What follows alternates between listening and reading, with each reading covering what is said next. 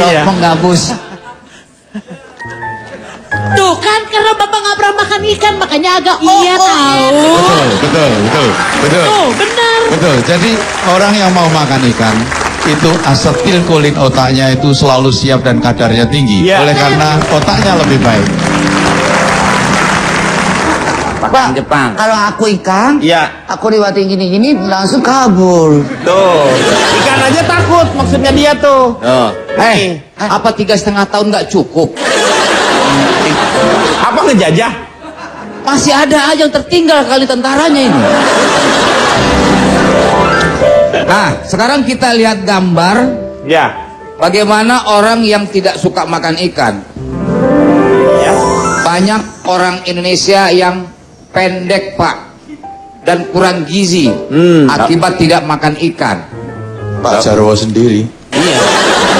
Siapa tuh?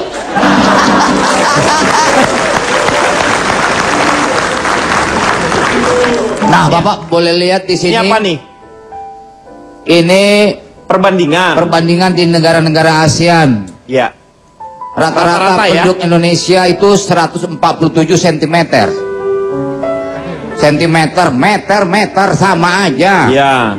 Filipina itu tingginya 150 di atas Indonesia. Tinggian yang cewek ya? Tinggian yang cowok dong. Kan biru, lihat aja tuh tinggian. Itu cowoknya gondrong. Ini negara kita paling rendah warganya, Pak. Rata-rata tapi kan. Rata-rata. Ya. Nah, ini akibat kurangnya makan ikan, Pak. IQ-nya orang yang kurang makan ikan itu lebih rendah dibanding dengan orang yang suka makan ikan. Nah, ini lihat Indonesia tergabung dengan Kamboja, Laos, itu rata-rata IQ 89 cuma. Malaysia di atas kita, China, USA 98, kemudian Korea 106, Myanmar masih di bawah sedikit kita sama Philippines. Kemudian dari segi perbandingan bayi lahir dengan prematur. Prema apa, Pak? Prematur. Aja ngomongnya. Prematur. Setelah saya melihat data-data ini, mungkin saya akan mengajak anak-anak saya untuk mengkonsumsi makan ikan, Pak. Mengetahui hal ini ya, Pak ya? Iya. Karena waktunya sudah mepet, langsung saja Jarwo Quotes.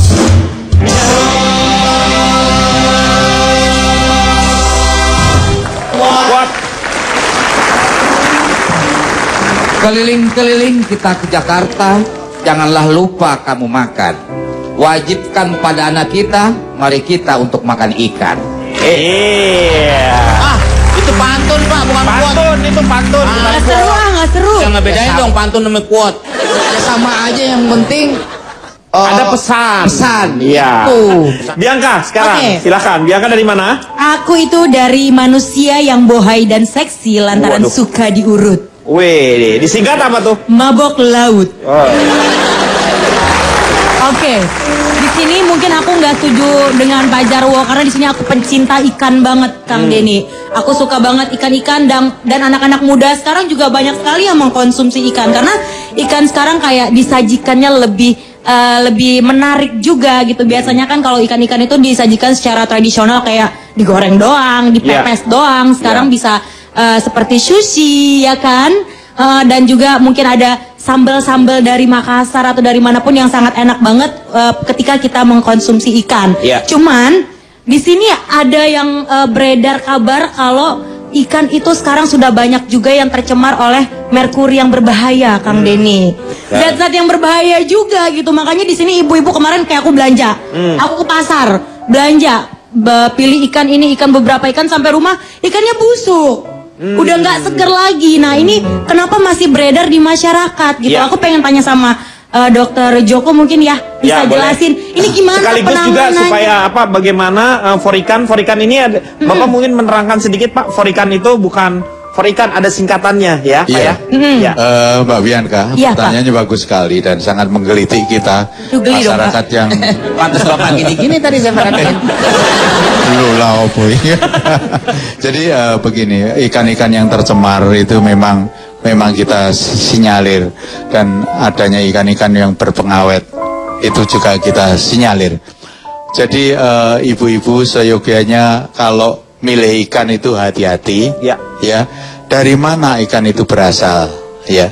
Dari laut bebas itu jauh lebih bagus. Kalau di muara-muara sungai yang tercemar berat, sebaiknya ya dihindari ya, Pak. Iya, oleh karena itu bisa mengandung merkuri. Dan yang kedua adalah ikan yang kena formalin itu bagaimana? Kalau ikan itu dikeras, ininya dagingnya keras, itu sangat mungkin kena formalin. Jadi kalau ditunjuk begitu dia akan lambat lego munculnya gitu, lagi, ya. Kemudian kembali lagi. Dan matanya kelihatannya tidak segar seperti putih gitu, itu biasanya kena formalin. Dan kalau kita pegang begini kaku gitu, itu kena formalin, Pak. Dan yang paling terakhir gampang sekali, kalau ikan itu dirubung lalat, justru itu ikan yang sehat. Segar, ya, itu yang segar tuh. Ya. Sama seperti buah-buahan yang Iya, kalau masih betul. ada ulatnya itu justru. Bapak kenapa tidak membuat sebuah supaya masyarakat juga mengetahui di setiap pasar tradisional yang ada menjual seperti itu diberikan Ada. yang namanya pengertian seperti itu mungkin dari for ikan misalnya untuk memilih ikan yang sehat itu seperti itu. Jadi ketika kita masuk, jadi biar tahu. Saya gitu ada kan. ide, Pak.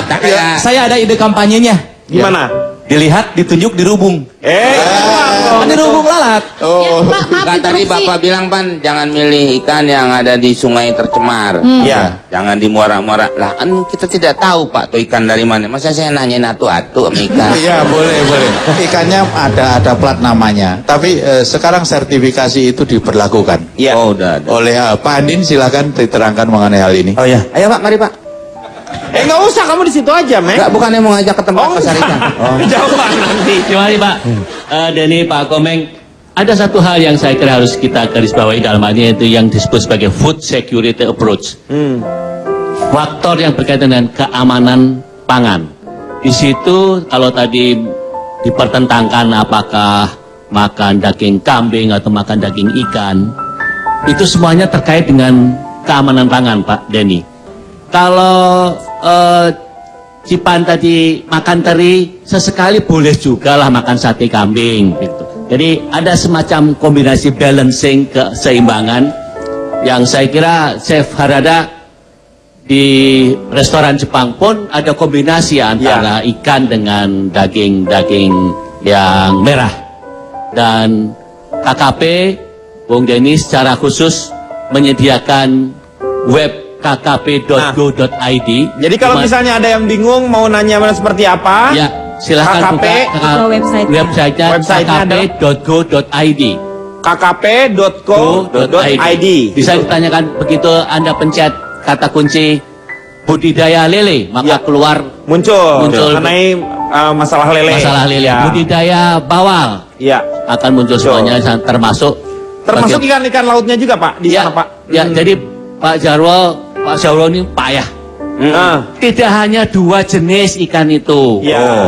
Laut, tawar, antara laut dan darat itu ada yang disebut ikan payau. Payau. Bandeng ya. Bandeng, udang. Udang itu ikan payau. Payau lo. Tahu tapi kan sekarang ada ikan payau. Nih, sekarang kita sudah selesai ya. Nanti kita cicipin ya. Ya, saya mau ke Ronald, tapi nanti setelah yang satu ini.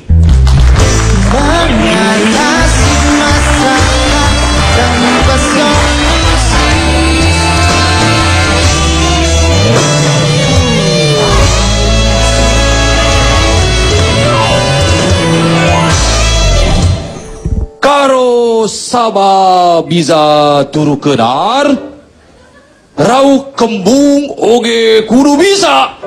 Ku sabab eta sarua rauk. Dia bilang begitu. Sebentar ya. Mumpung ada Chef Harada, dia orang Jepang, ngerti nggak yang dia ngomong tadi? Oroho.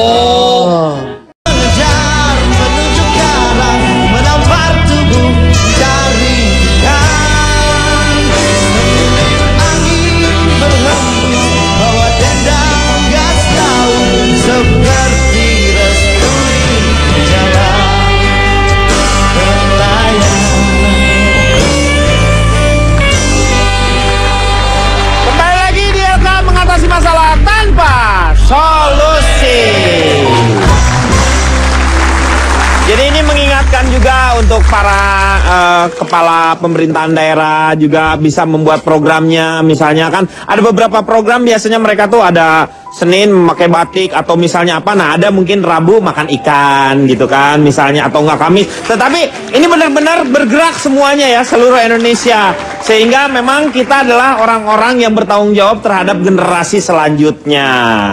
Ya, saya mau tanya sama Ronald sekarang. Saya adalah cendekiawan ukuran mini yang hobi makan sushi. Disingkat apa tuh? Cumibashi.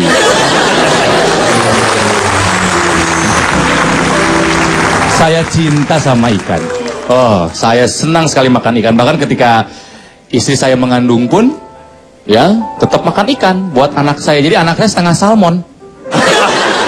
Manusia setengah salmon, gitu kan ya. Semua tampaknya setuju kalau laut Indonesia adalah laut yang sangat kaya, betul ya Pak ya? Laut yang sangat kaya. Bukan hanya ikan, tapi juga ada terumbu karang, minyak, gas, sampai cewek matre semua ada di laut. Itu kalau cewek matre ke laut aja, iya, maksudnya kan? teh. Hanya di Indonesia. Iya. Bung Karno pernah berkata, barang siapa ingin mutiara harus berani terjun ke lautan yang dalam. Artinya apa? Mutiara kan sesuatu yang mahal, sesuatu yang berharga. Adanya di mana? Di laut yang dalam. Ya. Semuanya juga ada di laut. Tapi istilah laut tuh sekarang kurang baik. Orang Sunda aja, Kang Denny sebagai orang Sunda. Misalnya kita lagi PDKT sama perempuan. Gimana PDKT kemarin? Ah, ke laut, Itu menunjukkan laut tuh nggak bagus, gitu, konotasinya nggak bagus, jelek kan? Padahal coba kalau ngerti bagaimana laut itu pasti akan bangga sekali. Yang pertama, saya sangat sedih dengan banyaknya pencurian ikan yang begitu marak. Pencurian itu berarti bukan oleh bangsa kita ya, oleh bukan asing berarti. Betul. Ini. Saya nggak ngerti ya, kenapa kita masih belum menganggap penting laut.